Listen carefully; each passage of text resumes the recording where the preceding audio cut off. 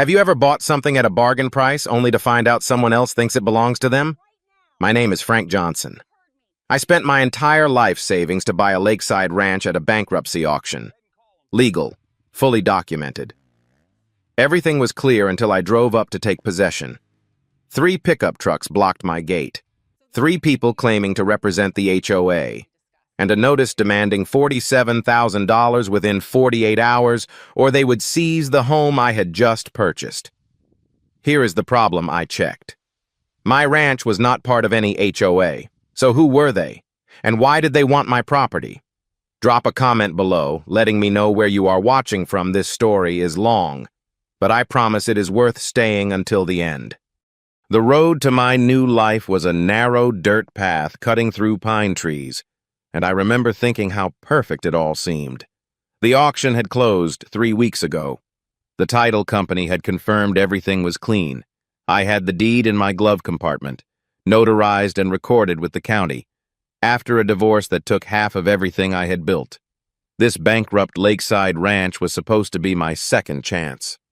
47 acres of overgrown pasture, a farmhouse that needed work, and a private dock on a lake so quiet you could hear fish jumping at dawn.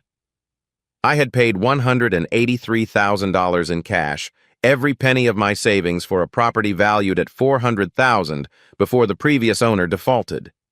This was not an impulse buy. I had spent 3 months researching the title history, the tax records, and the zoning laws. I knew this land better than I knew my own apartment. I saw the trucks before I saw the gate. 3 pickup trucks were parked in a V formation, blocking the entire entrance to my property. They were not police vehicles. They were not county trucks. They were personal vehicles, but each one had a magnetic sign on the door that read, Lakeview Estates HOA Official Business. I slowed my car to a stop about 20 feet away. A woman in a navy blue vest stood at the center, clipboard in hand, watching me approach. 2 others flanked her, another woman and a man, both with their arms crossed. The vest had a logo embroidered on it. I squinted. The font looked like Comic Sans, not the kind of typography any legitimate organization would use for official materials. I stepped out of my car, leaving the engine running. The woman with the clipboard walked toward me with the kind of confidence that comes from believing you have authority. She was in her mid-50s, blonde hair pulled back tight, reading glasses perched on her nose. Her name tag said Christine Gray, HOA President. She did not offer her hand. She did not smile. "Are you the individual who purchased the Morrison property at auction?" she asked. Her voice was flat, rehearsed. I told her yes, I was Frank Johnson, and I had the deed right here if she needed to see it. She shook her head slowly, as if I had said something naive. "The deed is irrelevant," she said. "This property is under HOA jurisdiction. The previous owner owed $47,000 in unpaid assessments. There's a lien on this property. Until that debt is settled, you cannot take possession." I asked her to show me the documentation of this lien. I asked her when it was recorded. I asked her which county office had processed it. She glanced at her clipboard, then back at me. "You'll receive everything by email within the hour," she said. "But I'm authorized to inform you that if the balance is not paid within 48 hours, the HOA will exercise its right to confiscate the property." Confiscate.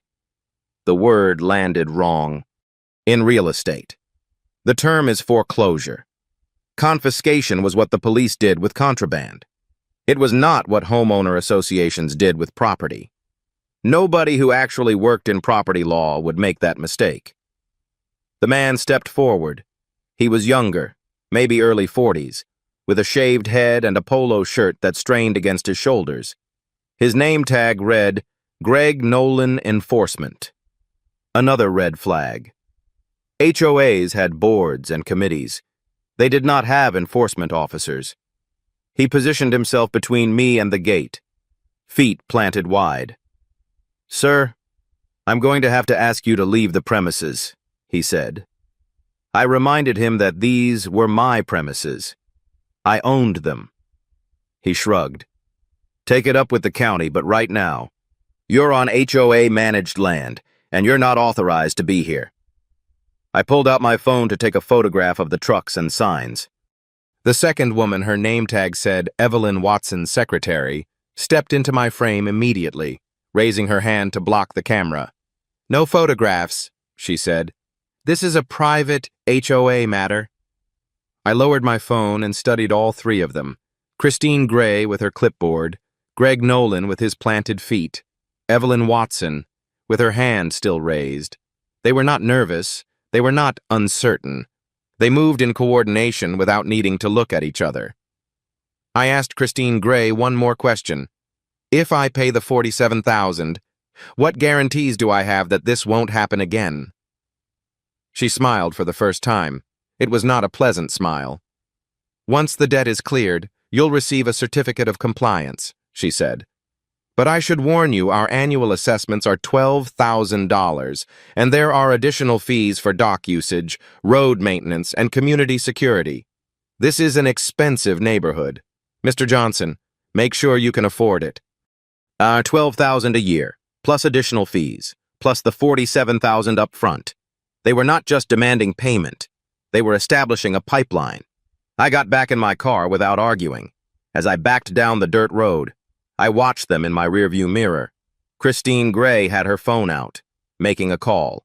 She was smiling and nodding, like someone delivering good news. Greg Nolan was laughing at something Evelyn Watson had said. They looked relaxed, satisfied, like people who had just completed a familiar routine.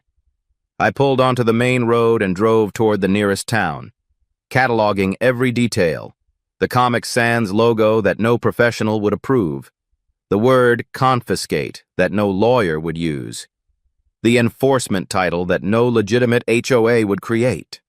The magnetic signs could be removed in 30 seconds. The coordinated blocking of my camera.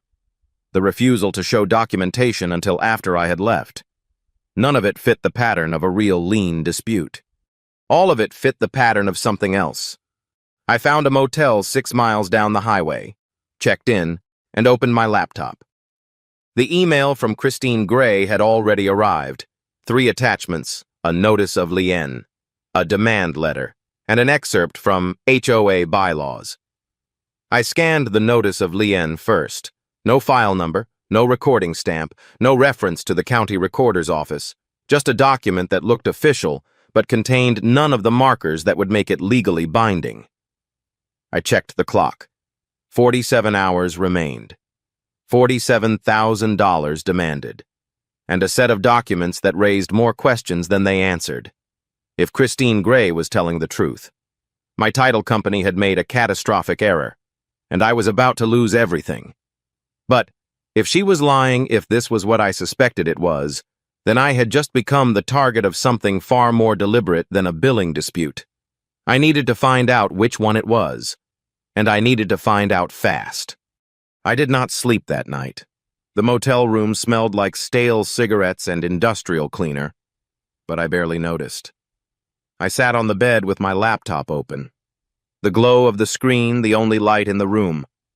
Reading through the documents Christine Gray had sent. 3 attachments.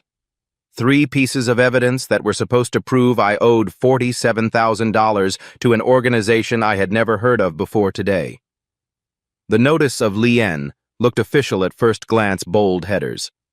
Legal language. A seal at the bottom that resembled something governmental. But the cracks showed quickly. No file number, no recording date, no reference to the county recorder's office, where all legitimate liens must be filed. The seal was not embossed, it was a flat image. The kind you could create in basic design software.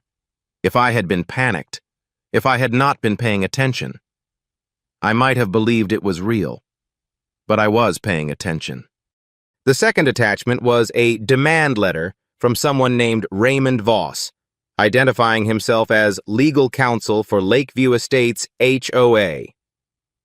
The letter was aggressive in a way that felt rehearsed. It claimed that HOA liens had super priority status and survived foreclosure sales. It warned that entering the property without settling the debt would result in criminal trespass charges. It mentioned that Mr. Voss had close working relationships with the county assessor's office and local law enforcement. The language was designed to overwhelm, to make the reader feel surrounded by authority. But the wire transfer instructions at the bottom told me everything I needed to know.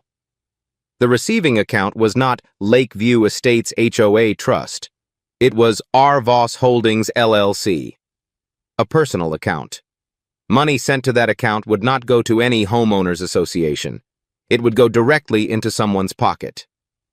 I searched for Raymond Voss on the State Bar website. Every licensed attorney in the state was listed in that database. I typed his name carefully. Checked the spelling twice. 0 results. Raymond Voss was not a licensed attorney in this state. His demand letter was not legal counsel. It was impersonation. I searched for his office address next. The letterhead listed a suite number that sounded professional. But when I looked it up, it was a P.O. box at a shipping store in a strip mall 40 miles away. No physical office, no reception desk, no place where a legitimate law firm would conduct business. I called the phone number on the letterhead. It rang 4 times, then went to a generic voicemail that did not identify any law firm or any person. Just a robotic voice asking me to leave a message.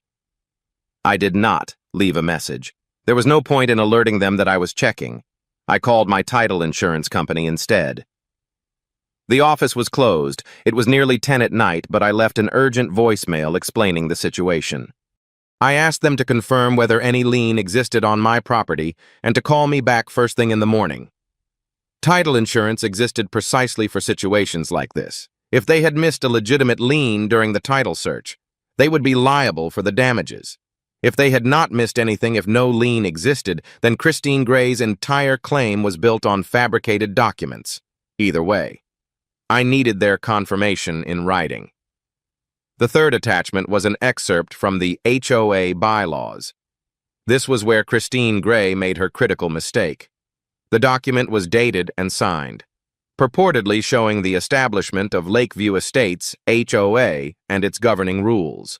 The signature date was March 15th, 2012. I pulled up the county assessor's website on another browser tab and searched for Lakeview Estates subdivision. The official records showed that the subdivision was platted and recorded on September 8th, 2014. The math did not work. The HOA bylaws predated the subdivision by more than 2 years. You cannot create governing documents for a community that does not exist yet. Either the bylaws were deliberately backdated to create a false paper trail, or the entire document was fabricated from scratch. I sat back and let the pieces fall into place. A lien with no file number. A demand letter from an unlicensed attorney. Wire transfer instructions pointing to a personal account. Bylaws dated before the subdivision existed, taken individually. Any one of these might have been an administrative error or a clerical mistake, taken together. They formed something far more deliberate, a shakedown dressed in legal language, designed to intimidate people into paying money they did not owe. The question was, how many people had already fallen for it? I searched online for any mention of Lakeview Estates HOA. The results were sparse, a few references in county meeting minutes, a business registration with the Secretary of State, nothing substantial. Then I found a local community forum with a post from 3 years ago, buried in a thread about property disputes in the Lake region. Someone with an anonymous username had written, "Be careful with the HOA near the East Shore. They've swallowed 3 properties in the last 5 years. They target foreclosures and bankruptcy sales. New owners show up, get hit with fake lien demands, and either pay up or get forced out. Nobody fights back because they don't know the system. 3 properties, 5 years. I took a screenshot and saved it to my files. The post had 2 replies. One was from someone saying they had heard similar rumors but had no first-hand experience.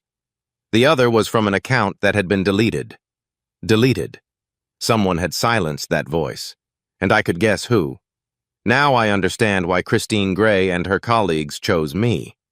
A bankruptcy auction buyer, Someone from out of town, someone without connections to the local community, someone who might panic at official-looking documents and a 48-hour deadline. They had profiled me before I even arrived. They had done this before. They had succeeded before. But they had also made mistakes. The fake attorney was not in the state bar database, the impossible timeline on the bylaws, the personal wire account that bypasses any organizational structure. Each mistake was a thread, and I was beginning to pull. I checked the clock on my laptop. It was past midnight. 41 hours remained on their deadline. I still did not have official confirmation from the county that my property was outside HOA jurisdiction. I still did not have a response from my title company. But I had something more valuable than proof. I had a pattern, and patterns could be traced backward to find their source and forward to predict their next move. I closed my laptop and lay back on the bed, staring at the water-stained ceiling. The weight on my chest had not disappeared, but it had changed shape. It was no longer the weight of confusion or helplessness. It was the weight of purpose. Christine Gray thought she was dealing with another easy target. Raymond Voss thought his fake letterhead would make me fold. They had built their scheme on the assumption that people would not check, would not question, would not fight back. They had assumed wrong. But even as that resolve hardened inside me, a colder thought crept in. The forum post mentioned 3 properties. 3 families had lost their homes or their money to this scheme over 5 years. That meant Christine Gray and her group were not amateurs running a one-time scam. They had refined their methods. They had learned what worked. Tomorrow morning, I will be at the county recorder's office the moment it opens. I would request every document related to my property, the subdivision, and the HOA. I would find out exactly what jurisdiction they actually had, if any. And if I found what I expected to find, I would not just defend myself. I would find a way to make sure they never did this to anyone else. The forum post said nobody fights back because they do not know the system. But I was beginning to know the system, and I was not going to be number 4. The county recorder's office opened at 8 in the morning. I was there at 7:45, sitting in my car in the parking lot, watching the employees arrive with their coffee cups and their Monday exhaustion. I had not slept more than 2 hours.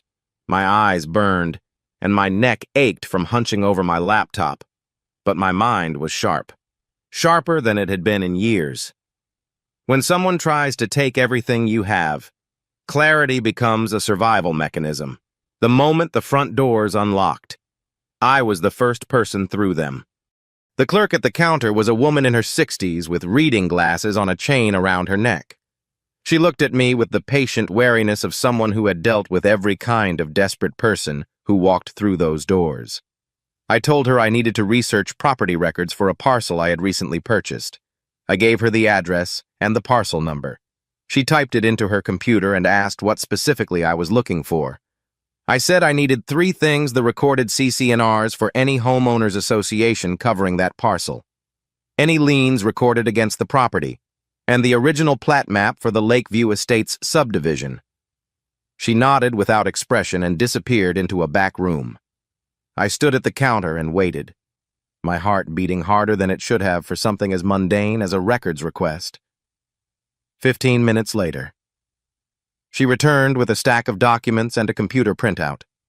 She spread them across the counter and began walking me through each one with the methodical precision of someone who had explained these things 1,000 times before. The CC&Rs for Lakeview Estates had been recorded 8 years ago when the subdivision was first developed. The document defined the boundaries of the HOA's jurisdiction, 12 residential lots arranged around a private access road, all within a specific surveyed boundary. She pulled out the plat map and pointed to the subdivision, then to my parcel. They were adjacent but legally separate. My property, the old Morrison Ranch, was an unincorporated parcel that predated the subdivision by more than 40 years. It had its own legal description, its own tax identification number, its own chain of title. It was not part of Lakeview Estates and never had been. The HOA had no jurisdiction over it. I asked her to check for liens. She ran the search and shook her head. Nothing. The Notice of Lien. Christine Gray had emailed me, had never been filed with the county. I asked for certified copies of everything and paid $42 in cash. This was the foundation of my evidence file. I drove to a coffee shop with wireless internet and checked my voicemail. My title insurance company had called back while I was at the recorder's office. Their message confirmed what the clerk had told me. No liens, no encumbrances, no HOA covenants attached to my property. The policy was valid. That gave me legal protection. But protection alone would not solve my problem. Christine Gray was still blocking my gate. I pulled up the Secretary of State's business database and searched for Lakeview Estates HOA. The organization was registered, but the details were revealing. Christine Gray was listed as the registered agent. The principal address was the same P.O. box that appeared on Raymond Voss's fake legal letterhead. The organization had failed to file annual reports for 2 consecutive years and was not in good standing with the state. I cross-referenced the names from my confrontation at the gate. Christine Gray, Evelyn Watson, Greg Nolan. All 3 appeared in various HOA filings over the past 5 years. But one name surfaced repeatedly in the background, never as president or secretary, always as legal consultant or advisory counsel. Raymond Voss. He was not on the board, but he was connected to every significant action the organization had taken. Christine handled the confrontations. Voss drafted the documents. The others provided bulk and the appearance of legitimacy. Their operation depended on one simple truth: most people saw official-looking paperwork and assumed it was real. Most people paid just to make the problem disappear. That was what had worked for them before. Whether it would hold up under serious pressure was a different question, one I intended to answer. I had what I needed to defend myself. But defense was not enough. Christine Gray was still out there, still telling the community that I was an intruder on my own property. If I simply waited her out, she would escalate. She would turn neighbors against me. She would make my life impossible until I either paid or walked away. Going on offense meant exposing myself to retaliation. It meant digging into people who had already demonstrated they were willing to lie, threaten, and intimidate to get what they wanted. I did not know how far they would go if they felt cornered, but I knew that staying passive would only invite more pressure for that kind of exposure. I needed more than county records. I needed witnesses. I needed the people Christine Gray had done this to before the ones mentioned in that forum post from 3 years ago. I was packing up my laptop when movement outside the window caught my attention. A familiar pickup truck had parked across the street. Greg Nolan sat in the driver's seat, both hands resting on the wheel, his eyes fixed on the coffee shop entrance. He was not pretending to check his phone. He was not looking at anything else, just sitting there, motionless, watching. The morning sun reflected off his windshield at an angle that should have hidden his face, but he had positioned himself so I could see him clearly. That was deliberate. He wanted me to know he was there. I held his gaze through the glass for a long moment. His expression did not change. Neither did mine. Then I closed my laptop, gathered my folder of certified documents, and walked out the back entrance without looking at him again. I circled the block to reach my car, checking twice to make sure no one had followed me through the alley. My hands were steady as I started the engine, but something cold had settled in my chest. Being watched was one thing. Being watched openly, without any attempt at concealment, was something else. It was a message. They knew I had gone to the county. They knew I was gathering information, and they wanted me to understand that my movements were not private. The question I could not answer was what they planned to do about it. Were they simply trying to intimidate me into backing down, or were they preparing something more direct? I had found cracks in their wall, significant ones. Their fake lien, their fake attorney, their fabricated jurisdiction. But cornered people do not always retreat. Sometimes they attack. I pulled onto the main road and headed toward the address I had found for one of the previous victims. I needed allies. I needed testimony. And I needed to move faster than they expected. before they figured out how much I already knew and decided I had become too dangerous to ignore. I found Elena Ruiz through the forum post.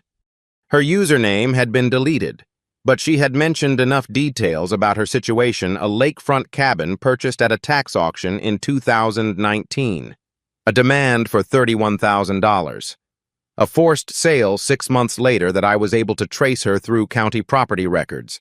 She lived 40 miles north now, in a small apartment complex far from any lake.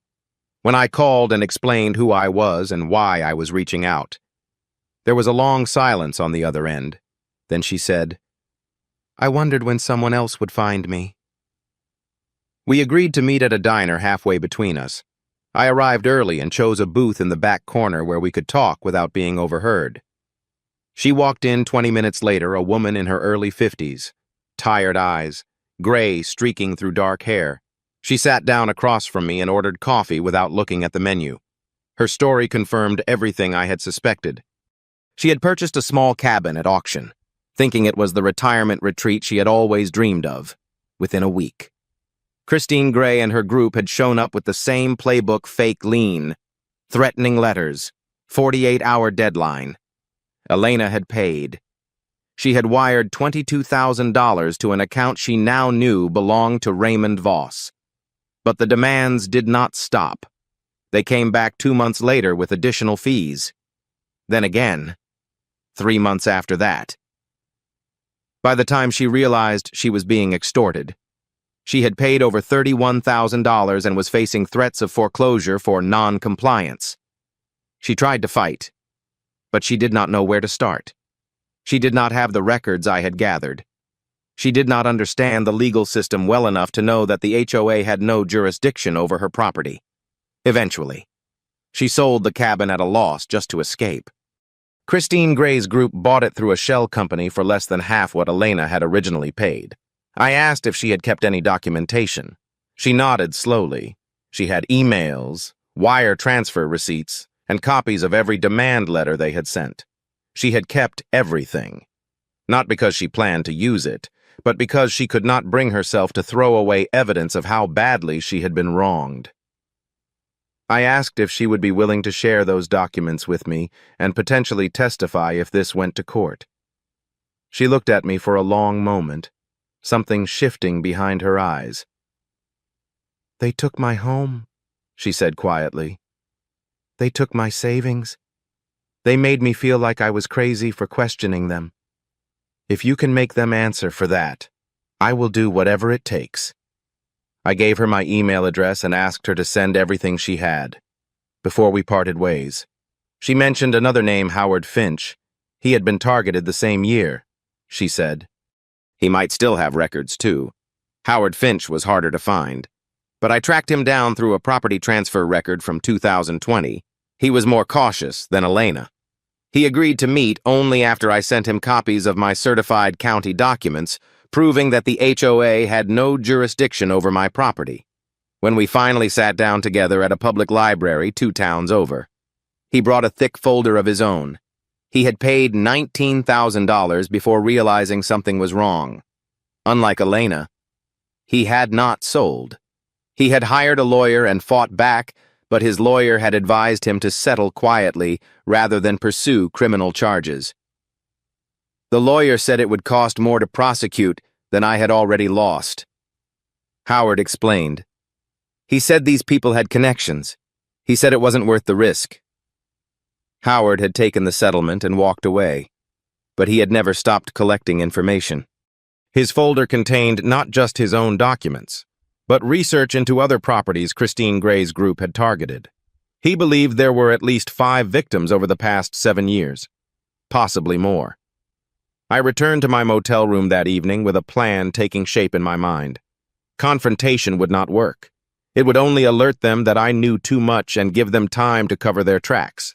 Instead, I needed to build a case so complete that they could not escape it. I created a digital folder and began organizing everything my certified county documents. The fake lien and demand letters from Christine Gray, the wire transfer instructions pointing to Raymond Voss's personal account, Elena's emails and receipts, and Howard's research. I verified that my state was a one-party consent jurisdiction, which meant I could legally record any conversation I was part of without informing the other party. I purchased a small audio recorder and tested it in different positions: shirt pocket, jacket lining, and car console. I needed options. Then I made a calculated decision. I called Christine Gray's number and told her I was still trying to arrange the money but needed more time. I asked if there was any flexibility on the deadline. She was quiet for a moment. Then her voice turned almost friendly. "Mr. Johnson, we understand these things take time. We can extend your deadline by 72 hours. A pause.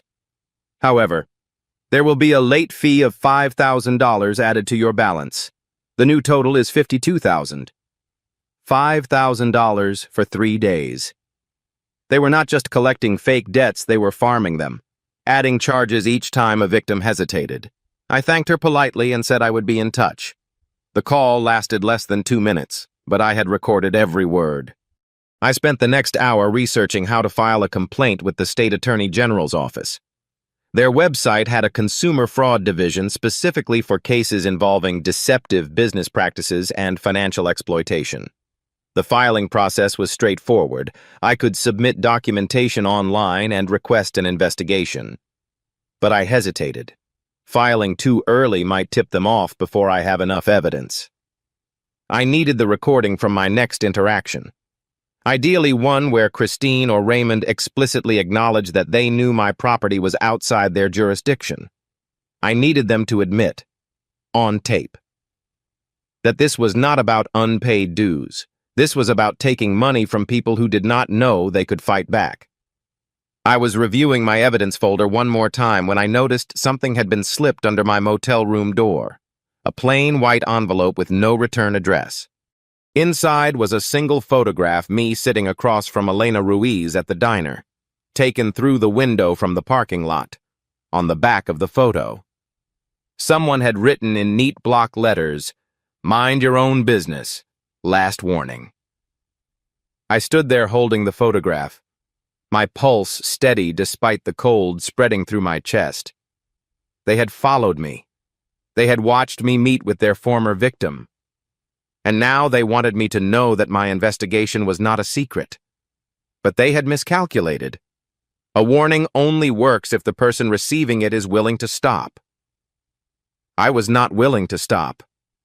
I was just getting started. And now I had proof that they were actively surveilling me, which meant I had evidence of witness intimidation to add to my file.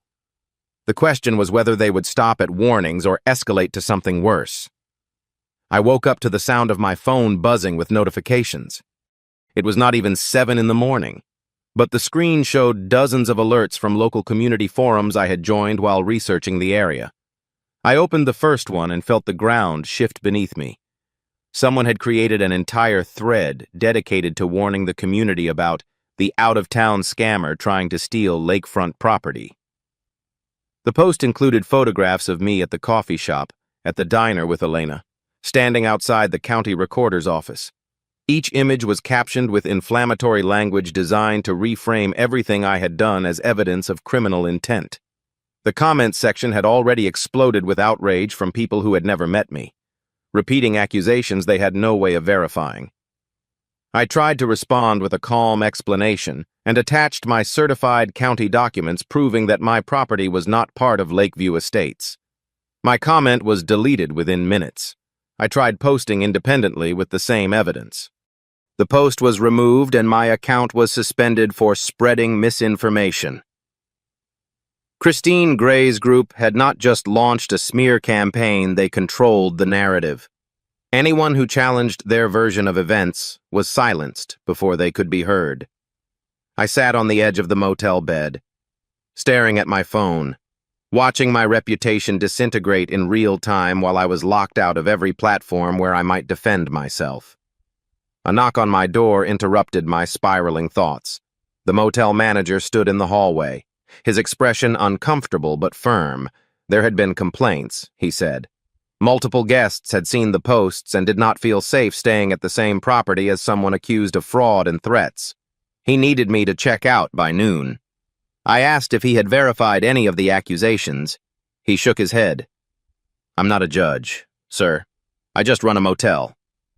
He walked away before I could respond. I stood in the doorway, processing what had happened. In less than 12 hours, Christine Gray had turned me from a property owner into a pariah.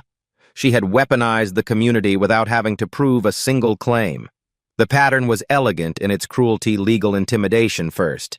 Then social destruction. Strip away every support structure until the victim has no choice but to pay or flee. I packed my bag and drove to my property. Maybe I could at least walk my own land, see the house I had purchased, feel like something in this nightmare was real. But when I reached the gate, a new sign had been installed alongside the 3 parked trucks. No trespassing property under HOA management violators will be prosecuted. Greg Nolan stood with his arms crossed, watching me approach. Heard you've been having a rough morning, he said. Maybe it's time to reconsider your options. Pay what you owe, and all of this goes away.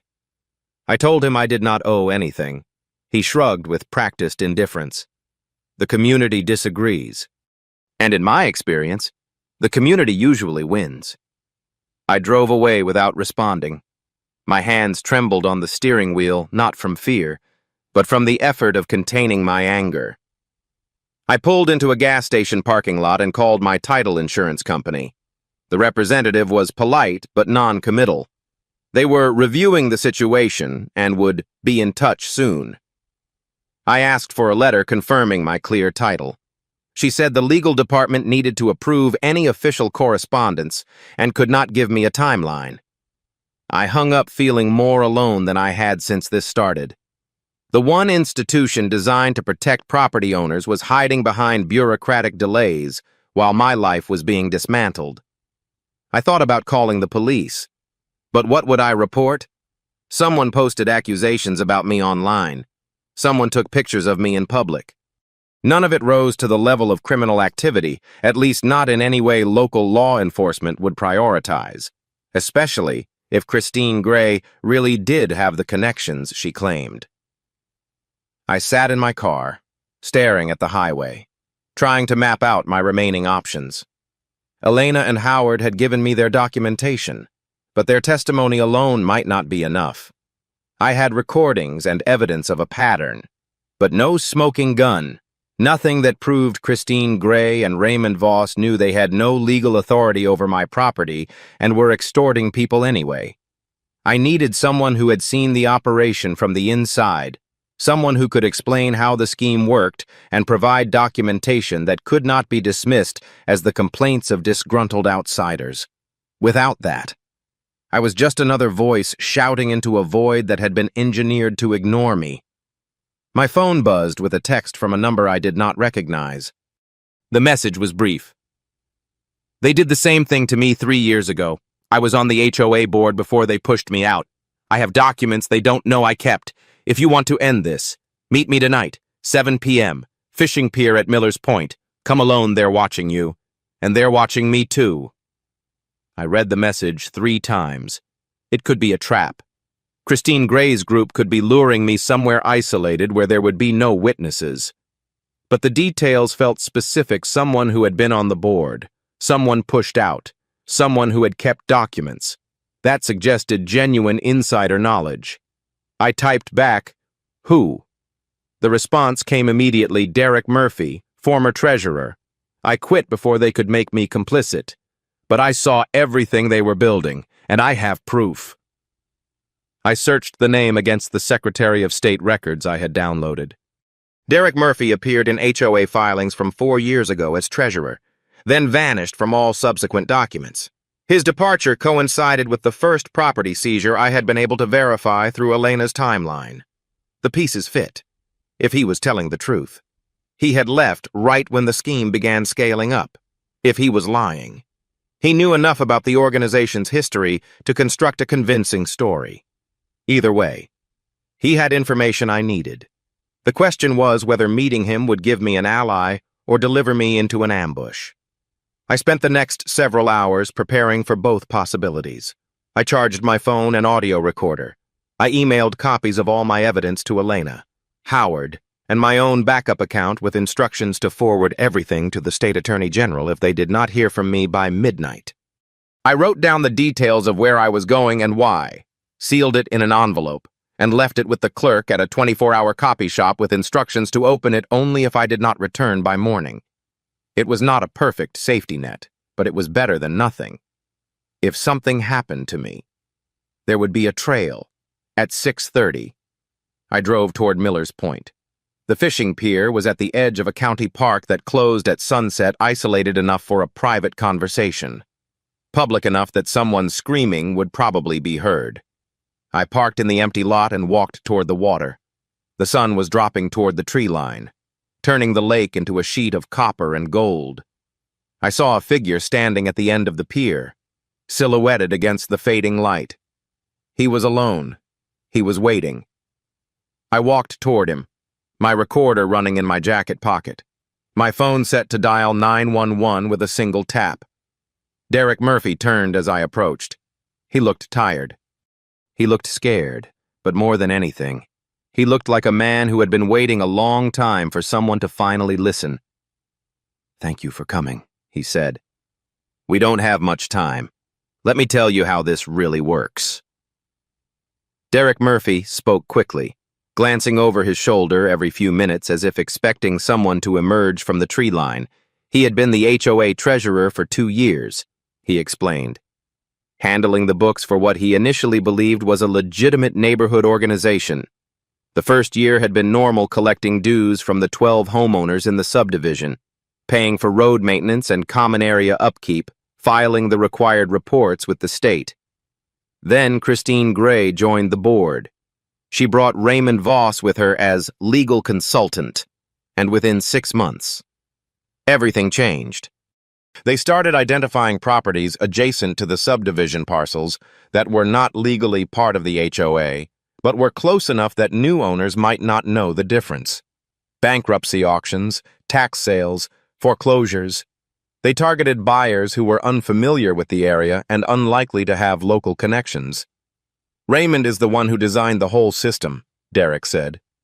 "He used to work at the county assessor's office. He knows exactly how property records work, how liens are filed, what makes a document look legitimate. Christine handles the confrontations because she's convincing she looks like someone's grandmother until she starts threatening you. But Raymond is the architect. He drafts every fake document, creates every shell company, sets up the accounts where the money disappears. The others, Greg, Evelyn, they're just muscle and witnesses. They make it look like an organization instead of a small group of criminals." I asked how many people they had targeted. Derek shook his head slowly. "At least 7 that I know of, maybe more. Not everyone pays. Some people fight back, like you're trying to do. But most people just want the problem to go away. They pay, or they sell. And Christine's group picks up the pieces." He handed me a folder he had been carrying under his jacket. Inside were printed emails, internal communications between Christine, Raymond, and the other board members. One thread discussed the Morrison property and how to approach the new auction buyer. They had been planning this before I even closed on the purchase. Another email outlined the timeline for escalation: initial confrontation, demand letter, social pressure, then final resolution. The phrase final resolution was never defined, but the context made it clear either the target paid or they were forced out by any means necessary. There was also a spreadsheet tracking previous targets' names, amounts demanded, amounts collected, and outcomes. Elena Ruiz was on the list. Howard Finch was on the list. 5 other names I did not recognize were on the list. The total amount collected over 6 years exceeded $300,000. I asked Derek why he had kept all of this. He looked out at the darkening lake for a long moment before answering. "Because I knew someday someone would need it," he said quietly. "I tried to stop them from inside. I told Christine that what they were doing was fraud. She told me I could either keep my mouth shut and keep my position, or I could leave and see what happened to people who talked. I left. I've been waiting 3 years for someone who was willing to actually fight back. Most people just disappear after they lose. You're the first one who started building a case instead of running. I told him I intended to do more than build a case. I intended to end this. He nodded slowly, something like hope flickering behind his exhausted eyes. The next morning, I drove to the county seat and walked into the state attorney general's satellite office. I had prepared a formal complaint outlining everything: the fake liens, the unlicensed attorney impersonation, the wire transfers to personal accounts, the coordinated social harassment, the pattern of targeting vulnerable property buyers. I attached Derek's internal emails, Elena's payment receipts, Howard's documentation, and my own certified county records proving the HOA had no jurisdiction over my property.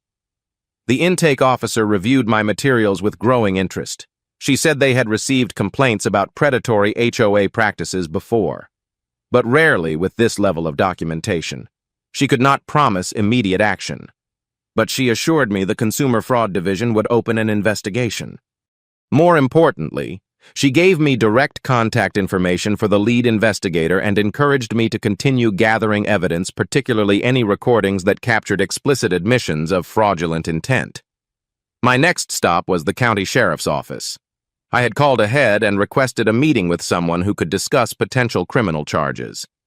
Deputy Brittany Martin met me in a conference room and listened as I walked her through the timeline.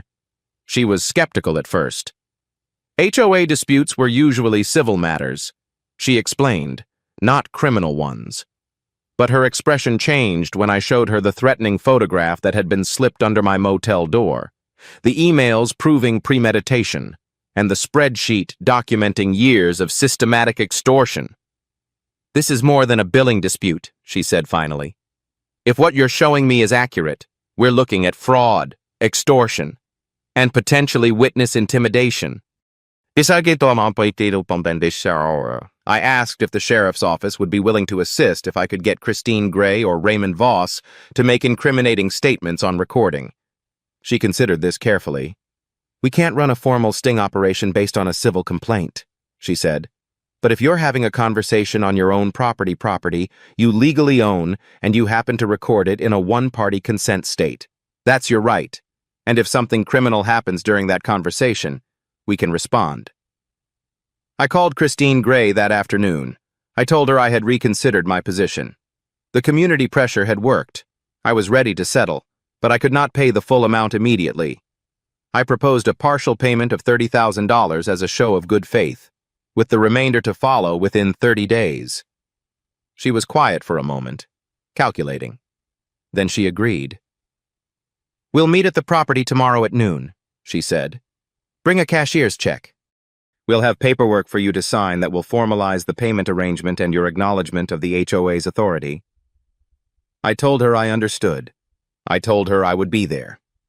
I did not tell her that I would be recording every word, that Deputy Martin would be parked a quarter-mile down the road, or that the paperwork she planned to have me sign would become evidence of attempted fraud.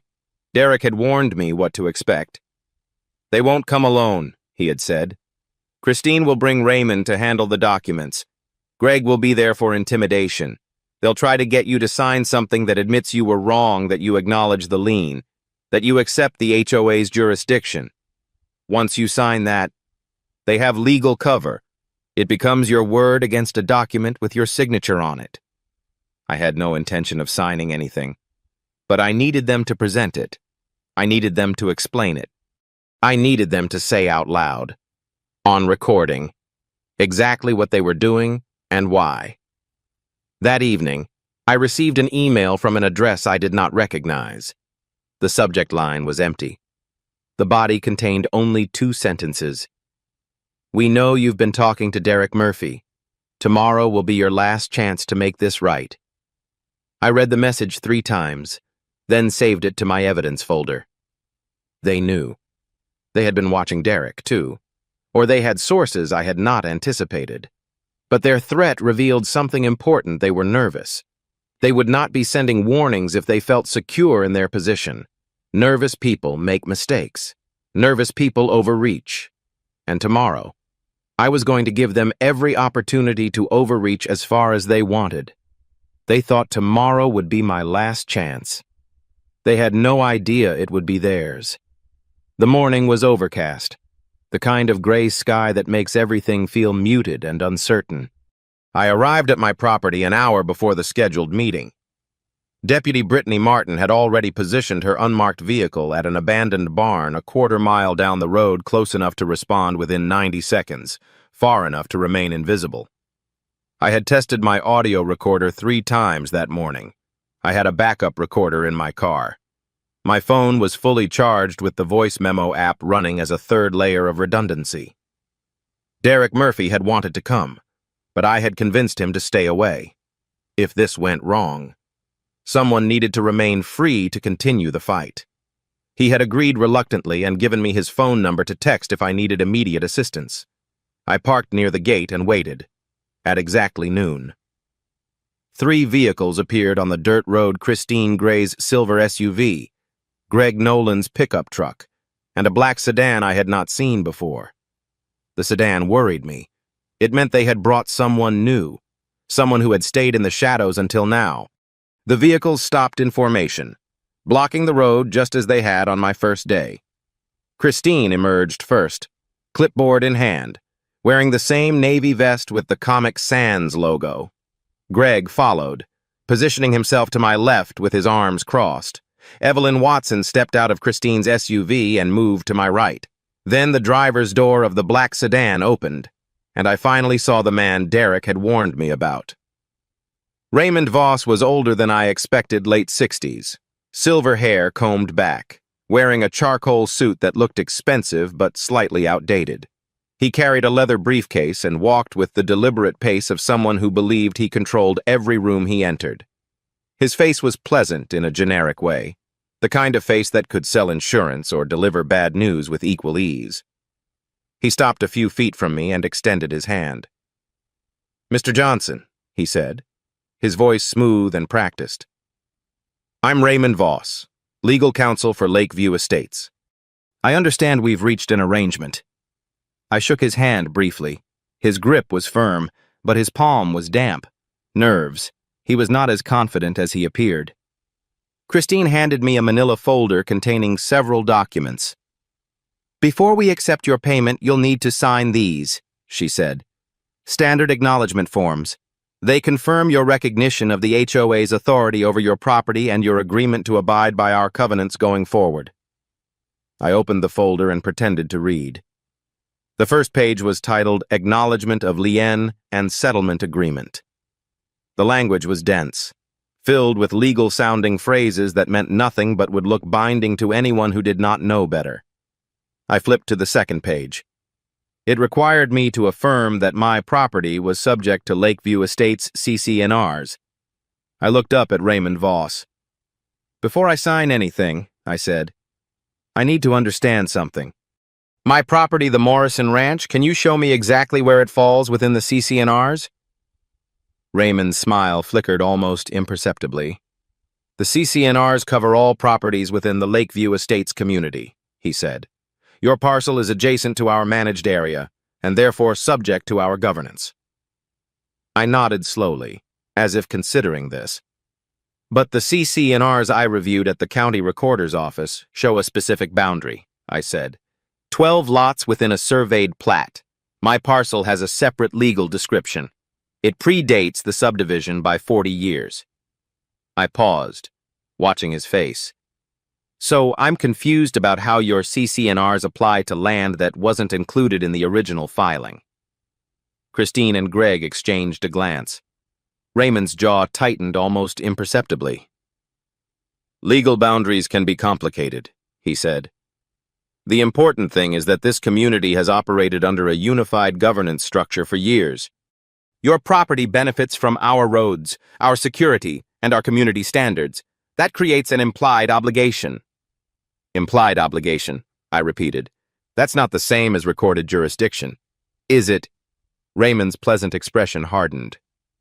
"Mr. Johnson, I've been doing this for a long time. I know how property law works. I know what documents matter and what documents don't. The county recorder can file whatever they want. What matters is who has the authority to enforce. And in this community, that's us." He stepped closer, lowering his voice. I've seen people like you before. You think that because you found some paperwork that contradicts ours, you have leverage. But paperwork doesn't matter when the community believes us and not you. Paperwork doesn't matter when every neighbor thinks you're a fraud. Paperwork doesn't matter when you can't set foot on your own property without our permission. He was almost smiling now, confident in his intimidation. The CC&Rs are irrelevant. Mr. Johnson, what matters is who controls the situation, and right now, that's not you. I let the silence stretch for a moment. Then I asked, very quietly, so you're saying you know my property isn't legally part of this HOA, but you're demanding payment anyway? Raymond's smile vanished. He realized, too late, what he had admitted. Christine stepped forward quickly. That's not what he said. You're twisting his words. But I had what I needed. The admission was on tape. They knew my property was outside their jurisdiction, and they were extorting me regardless. I reached into my pocket and pressed the button. Derek had given me a small radio transmitter linked to Deputy Martin's receiver. What happened next took less than 2 minutes. A sheriff's cruiser appeared at the end of the road, lights flashing. Deputy Martin and Sheriff Dan Caldwell stepped out and walked toward us with deliberate calm. "What is this?" Christine demanded, her voice rising. "This is a private HOA matter." Sheriff Caldwell ignored her. He addressed all 4 of them in a tone that left no room for argument. "I'm Sheriff Dan Caldwell. We've received a complaint regarding fraud, extortion, and impersonation of legal counsel. I need everyone to remain where they are while we sort this out." Raymond Voss tried to recover. "Sheriff, this is clearly a misunderstanding. We're simply conducting routine HOA business." The sheriff nodded toward me. "Mr. Johnson, do you have documentation supporting your complaint?" I handed him my folder, the certified county records, the fake lien, the internal emails Derek had provided, the spreadsheet of previous victims. He flipped through the pages, his expression growing more serious with each one. "Mr. Voss," he said finally, "are you a licensed attorney in this state?" Raymond hesitated. "I provide legal consulting services. The licensing requirements for consultants are different. Yes or no?" "Mr. Voss, are you listed with the state bar?" Another hesitation. "No." Sheriff Caldwell turned to Deputy Martin. "Read them their rights." The next several minutes were a blur of formal procedures, Miranda warnings, handcuffs, requests for identification. Christine protested loudly that she was a respected community member, that this was harassment, and that they would sue the county. Greg Nolan said nothing.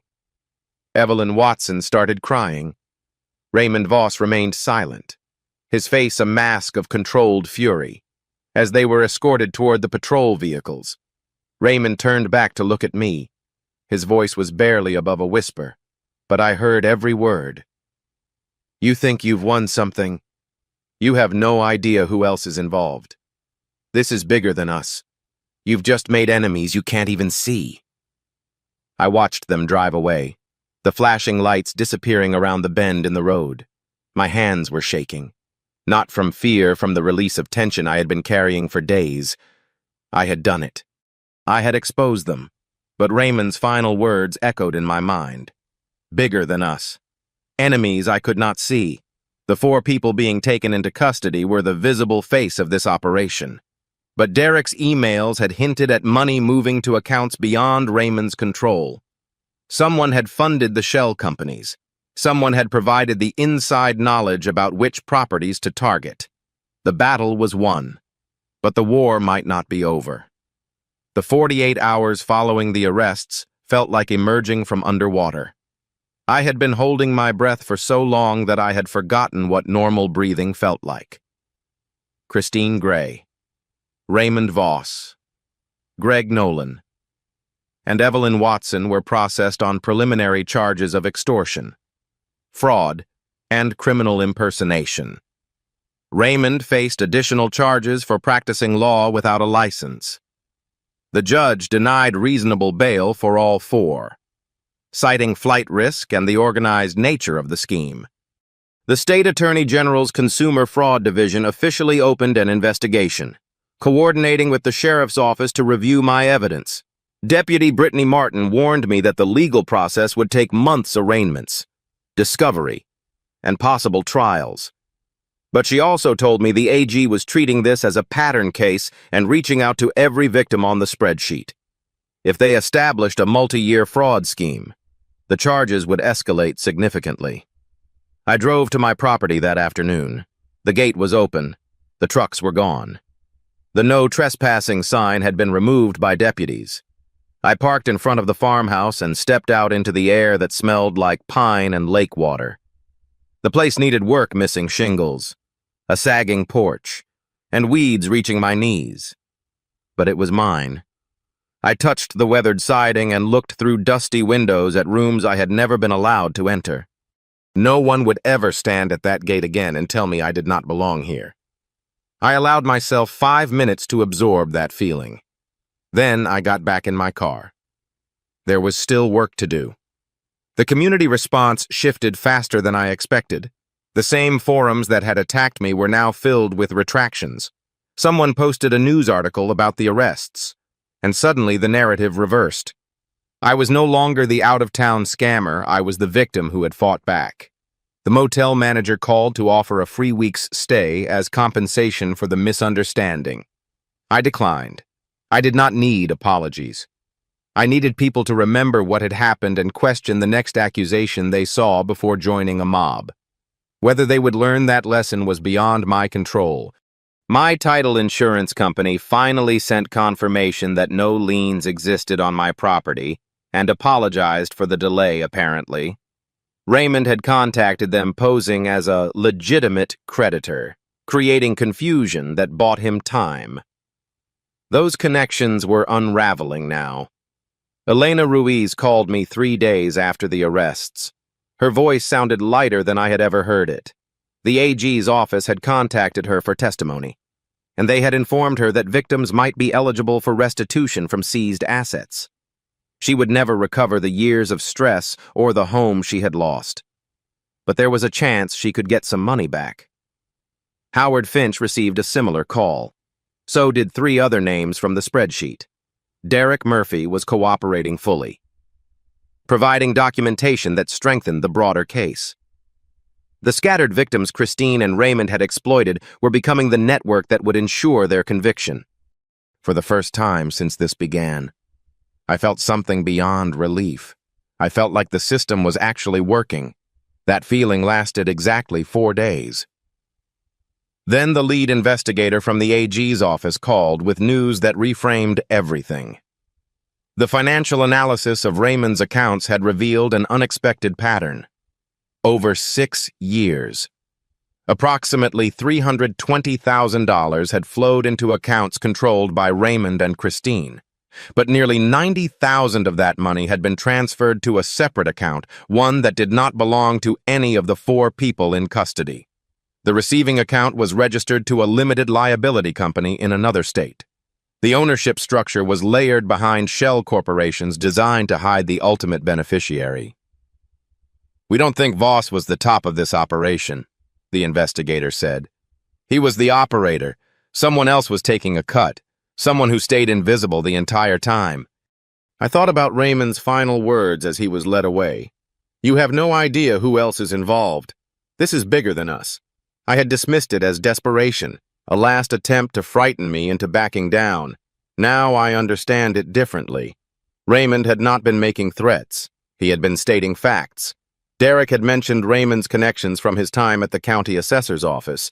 He had hinted at relationships that extended beyond the visible group. If someone else had been funding the operation or feeding information about which properties to target, that person was still free, still invisible, still potentially looking for the next victim, or looking for revenge against the person who had exposed their income stream. I sat on my porch that evening, watching the sun sink toward the lake. The water turned gold, then orange, then deep purple as darkness spread across the sky. I had won something real. The people who had tried to steal my home were facing justice. The victims were being heard. The community had seen the truth.